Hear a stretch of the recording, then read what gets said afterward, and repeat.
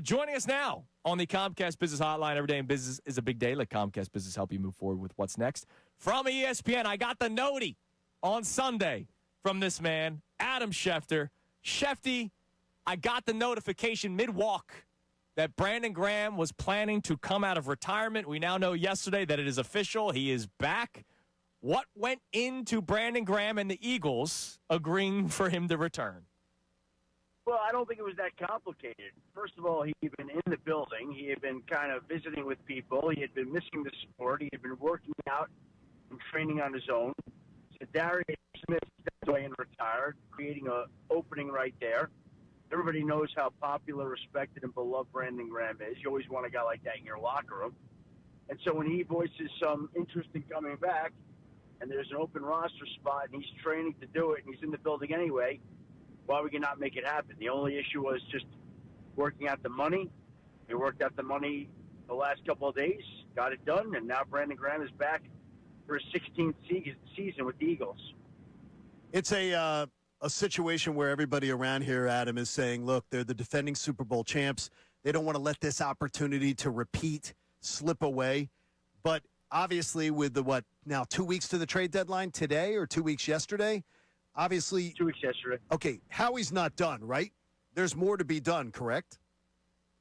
Howie's never done. Yeah, there's always more to be done. So where would you believe? That's just the way it is, yeah. You believe he's still going to be active? Well, but what's active? If he makes a trade, that's active. I would say that's active, right? Like, I guess I would say it this way, John. I'd be surprised if in the next 2 weeks he didn't make a move. At least a move. Now, could it be more? Sure. But it's hard to make moves. It's not, people get all excited. They want to see all these trades and all this activity, and it's not that simple. It doesn't work like that always. But do I think he'll make a move? Given his history, given his track record, given his makeup, yeah, that would tell me he's going to make a move. Doesn't mean it'll happen, but that's his track record, and I can tell you he's going to be making calls trying to make a move. Shefty, when we talked about Brandon Graham, you mentioned how a lot of people are going to be happy to see him. How much do you think this is also not just on the field related? Because they do need him, but let's face it. I imagine he's playing 20% of the snaps, so it's not like you brought in Brandon Graham just to be that force for 20% of the snaps. Maybe the locker room would like to have him back as well. Well, I mean, that's one of the added benefits to having a guy like that in there. He gives you some plays, he gives you some pass rush, but he also does give you leadership. Now, I don't know how much that translates into on a Sunday and whether that's going to account for wins and losses, but I'm always a big believer in having good people on your team, on your roster, in your locker room. You can never have enough good people, and that's what Brandon Graham is. When you look at the NFL, it's 7 weeks, and a lot of times you're very good at being able to tell us, John, you're being a prisoner of the moment. But as I look around the league and look at the standings right now and look at so many teams being 5-2, it really looks like nobody is truly separating themselves from the pack. You got one 6-1 team in the Colts, but with that division, I'm not sure that anybody's thinking that they are truly above all the 5-2 teams. Does it seem like parity at the top has clearly hit in the NFL right now? Well, I think it's been that way for a while. I think that's the way the league is structured to be that way. But it does feel like this year there is even more parity and more distribution of good teams. Like, count the number of teams. I'd have to do it. The 32 teams that have, I know going into last weekend, I think it was 20 of the 32 had at least 3 wins. Sure. So, it's good in an even week. I'll bet you next week, we might have 18, 20 teams with 4 wins. And the league wants all these teams alive, fighting for playoff spots, for everybody's interest, TV ratings, the whole thing. I do think it's a little bit more even this year. It doesn't seem to be quite as top-heavy. I still think in my mind, there are 3 teams that are above the rest right now. That would be the Indianapolis Colts, the Kansas City Chiefs, and I think the Detroit Lions. I think those are the 3 best teams in football. I think there's a second tier of teams that includes Philadelphia, the Rams, the 49ers, the Seahawks, the Patriots. There's a group. And by the way, that because I put those three teams in the top group today, it doesn't mean anything. It could be a totally different group of top teams next week. Sure. You mentioned the 6-1 Indianapolis Colts. Shefty, what is the league saying about Daniel Jones exiting the New York Giants and then becoming the first-round quarterback that maybe some expected to see? Saquon, I don't think, was totally crazy that Saquon Barkley, already a very talented running back, goes to a great situation and is a beast. But I don't think anybody expected to see this out of Daniel Jones. Well, I'll say this. I actually think people expected Daniel Jones to be good there. I think it would be crazy to think that people thought he would be this good there. You know, I go back to last offseason, and I remember distinctly speaking to a couple of head coaches and GMs about what their teams were going to do at quarterback and what their plans were. And I had two separate teams, not Minnesota and not Indianapolis, say to me, yeah, our team wants to try to make a push here for Daniel Jones. And I was like, whoa. And people whose opinion I really respect. And that got my attention right away. And then the Vikings wanted to bring him back, and the Colts wanted him. And I'm saying to myself, boy, there's a lot of interest in Daniel Jones. And I always thought he was a solid quarterback. I mean, that's what he was. And at one point in time, the Giants saw fit enough that they paid him $40 million a year and opted to keep him over Saquon Barkley. So, I mean, that tells you what another team thought of him. They chose him over Saquon, right?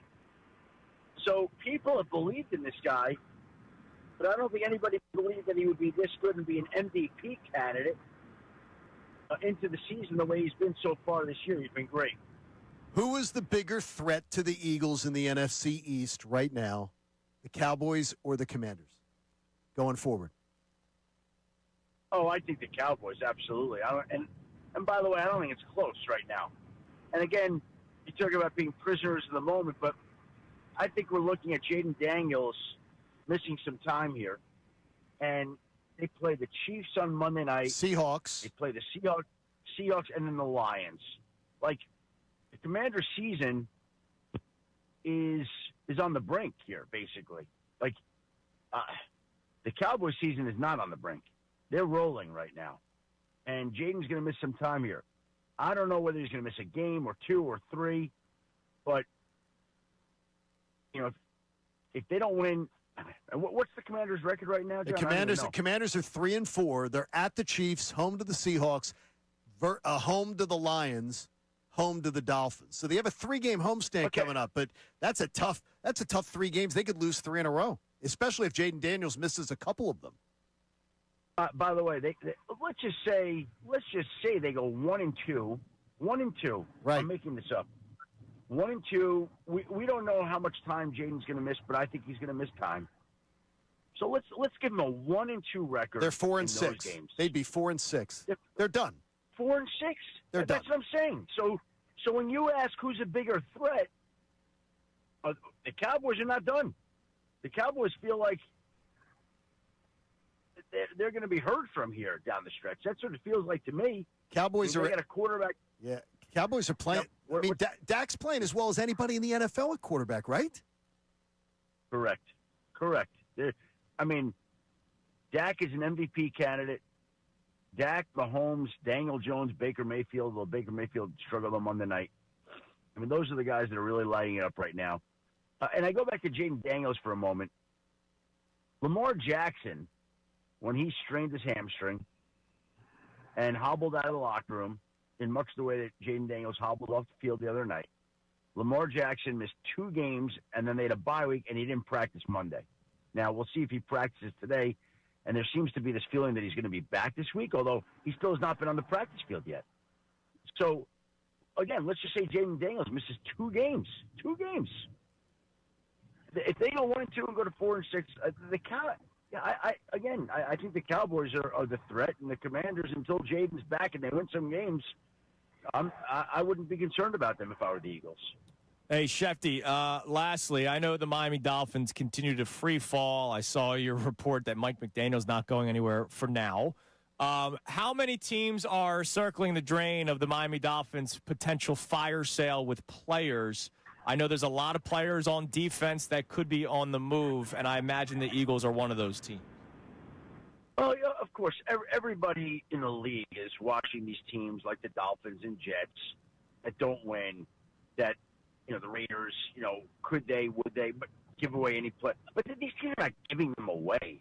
Like, they're open to calls, but they're still going to want value in return. It's not like all of a sudden because their season's lost that they're just going to say, okay, you want Jalen Phillips? Go ahead, take Jalen Phillips.